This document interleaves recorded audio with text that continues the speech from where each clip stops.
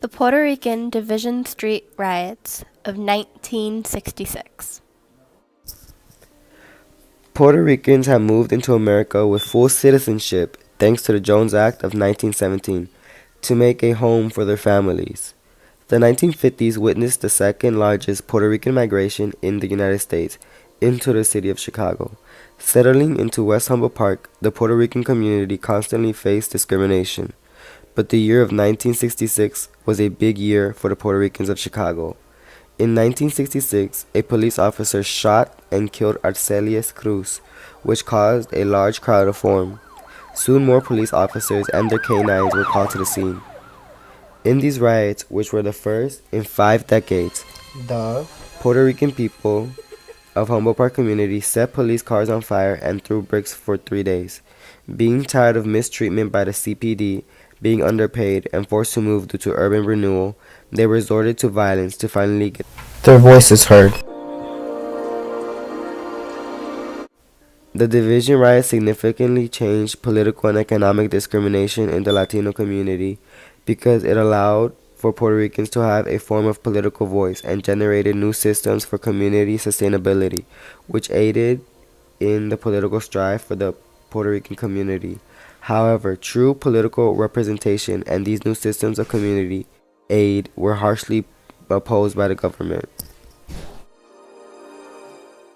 It was clear the Puerto Rican community was ready to fight for their rights, meaning the government and the minority Puerto Rican community would have to reach a compromise.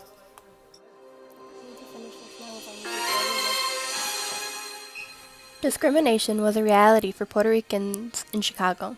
They worked for low wages, faced housing discrimination, and were mistreated due to their native tongue and skin color.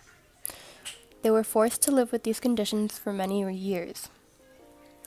The shooting of Arcelius Cruz on June 12, 1966 was the spark that lit the fire that is the Puerto Rican rights movement. Kurt and Gladys Lang believe that the riots were caused due to social pathology instead of individual pathology. They argue that the elements that underline the riots were shown in the social and political movements and was inevitable, and the riot was bound to occur. A newspaper from the week of the riots showed one of the Puerto Rican civil rights leaders stating that the Puerto Rican community had been suffering from prejudice of bad housing, bad education, and police brutality for many years. This shows that when the police officer shot Cruz, the people of Humboldt Park were ready to take action against this act of racism. They set fire to police cars, threw bricks and rocks, destroyed stores all along Division Street. There were over 80 police cars at the scene, along with the entire K-9 unit dispersed to handle the rioters. Once the riots were harshly ended, it was clear that a compromise must be met between the Puerto Rican community and the government. Only with the promise of a compromise will the Puerto Rican community be satisfied.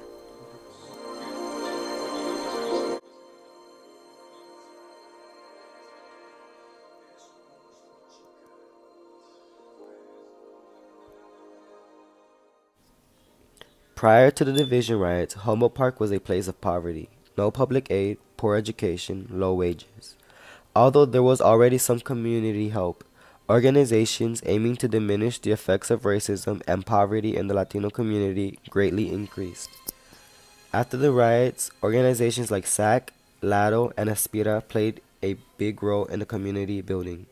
Spanish Action Center, also known as SAC, the most prominent and established organization in Humboldt Park at this time, began new traditions like the Puerto Rican Parade. It established Boys and Girls Club, which offers enriching programs, experiences, and activities to the youth of Humboldt Park. The Latino community used these organizations as a method to political representation. SAC quickly became politically involved in the community. It arranged meetings between parents and the Board of Educations, created legal petitions to remove officers who would use unlawful tactics, and joined with other communities to create the Humboldt Park Recreation Committee, which called for improvements of Humboldt Park facilities and its programs.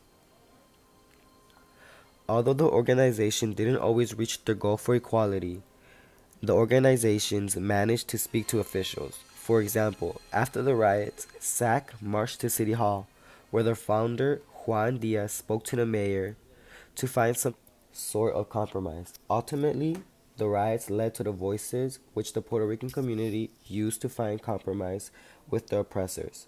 Although it wasn't 100% fair, Jose Lopez claims due to the division riots, there was a rebirth in the Puerto Rican community, a rebirth which caused the community to take more responsibility and aid itself.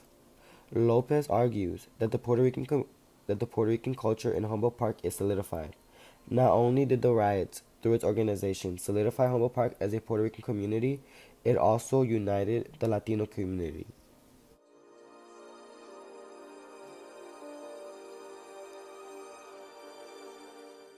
However, the government arranged an extensive program to undermine these new organizations. The government feared Juan Diaz, a prominent political figure after the riots, and the founder of SAC, would become the Puerto Rican Martin Luther King. So the Red Squad was created by the government, which spread propaganda, claiming that SAC was a communist group. These actions would cause many SAC officials to leave the organization. This shows the government opposed the unity of the Latino community.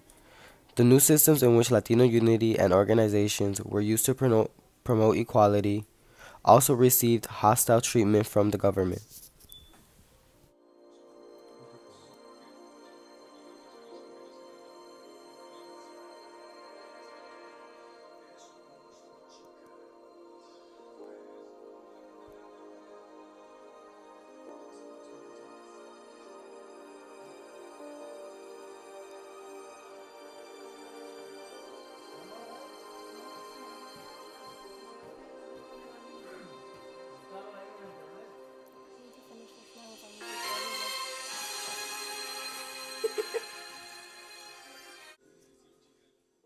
Throughout the 1960s, police and minority conflict was at a climax.